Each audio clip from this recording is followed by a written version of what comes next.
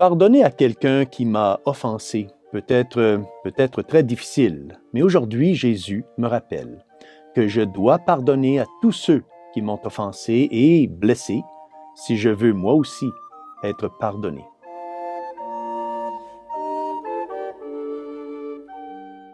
Au nom du Père et du Fils et du Saint-Esprit, Amen. Chers frères et sœurs, Salve Maria et bienvenue au commentaire de l'Évangile pour aujourd'hui.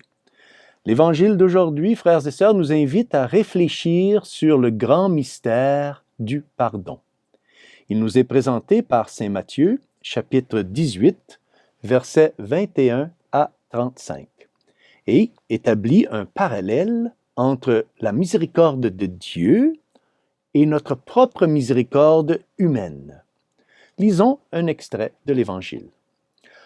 En ce temps-là, Pierre s'approcha de Jésus pour lui demander, « Seigneur, lorsque mon frère commettra des fautes contre moi, combien de fois dois-je lui pardonner? » Jusqu'à 7 fois, Jésus lui répondit, « Je ne te dis pas jusqu'à 7 fois, mais jusqu'à 70 fois 7 fois. » Or, d'après le livre de la Genèse, chapitre 4, verset 24, le chiffre 77 fois signifie toujours, oui, toujours pardonner. Commentant ce passage de l'Écriture sainte, saint Jean Chrysostome affirme que Jésus-Christ ne veut donc point marquer par ce mot de 70 fois 7 fois un nombre certain et déterminé pour remettre les offenses de nos frères, mais il veut qu'on leur pardonne toujours, sans mettre de borne à sa douceur. Nous, frères et sœurs, en tant qu'humains, nous n'avons pas le pouvoir. Non, nous n'avons pas le pouvoir que Dieu a de pardonner les péchés des personnes. Mais nous avons le pouvoir, oui, nous avons le pouvoir de pardonner les péchés que les gens commettent contre nous. C'est le pouvoir de la miséricorde. Lorsque je pardonne aux autres, lorsque je pardonne à ceux qui m'ont offensé, je participe au pouvoir de miséricorde de Dieu de pardonner les péchés. C'est ce que nous demandons dans la prière du Seigneur, dans la prière du Notre Père, lorsque nous demandons à notre Père céleste, « Pardonnez-nous nos offenses, comme nous pardonnons aussi à ceux qui nous ont offensés. » Ainsi, le pardon que nous demandons à Dieu est lié au pardon que nous accordons aux autres. Dans son commentaire sur le Notre Père, saint Thomas d'Aquin explique qu'il y a deux choses de nécessaires pour la vie éternelle, la grâce de Dieu et la volonté de l'homme.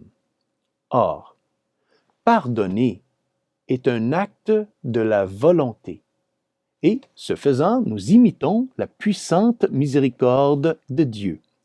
Le pardon est également puissant en ce qu'il nous libère et il nous guérit. Lorsque nous choisissons de ne pas pardonner à quelqu'un, nous permettons en quelque sorte à cette personne d'avoir un lien négatif sur nous. Oui, parce que le péché qui a été commis contre nous et que nous ne voulons pas pardonner reste en quelque sorte en nous. Nous sommes comme prisonniers de notre colère et de notre blessure.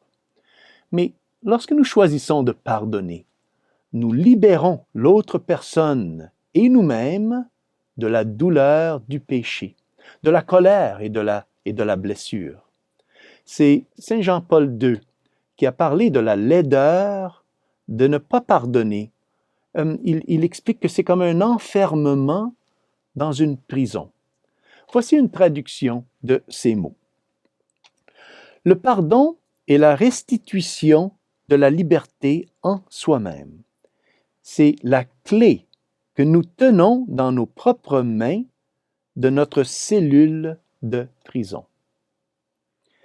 Ainsi, frères et sœurs, lorsque j'ai du mal à pardonner à quelqu'un qui me fait du mal, je dois demander de la force, je dois demander du courage et faire la prière que Jésus a faite sur la croix, lorsqu'il a dit « Père, pardonnez-leur, car ils ne savent pas ce qu'ils font. » Et que Dieu Tout-Puissant vous bénisse au nom du Père et du Fils et du Saint-Esprit. Amen. Salve Maria.